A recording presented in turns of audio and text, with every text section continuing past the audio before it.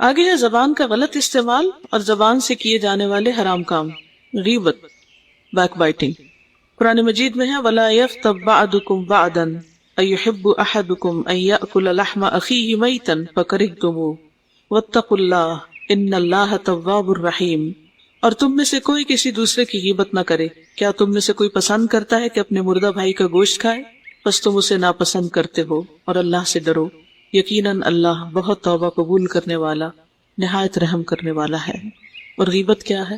ذکرک اخاک بما یکرہ، تمہارا اپنے بھائی کا اس انداز میں ذکر کرنا کہ وہ اسے سنے تو ناپسند کرے، یعنی جو بات ہم کسی کے سامنے نہیں کہہ سکتے وہ اس کے پیچھے کہنے سے بھی پرہیز کریں، یا جس کے بارے میں پتہ ہو کہ ہم اس کی بات کریں گے اور وہ سن لے تو اسے برا لگے گا، تو وہی غیبت ہے۔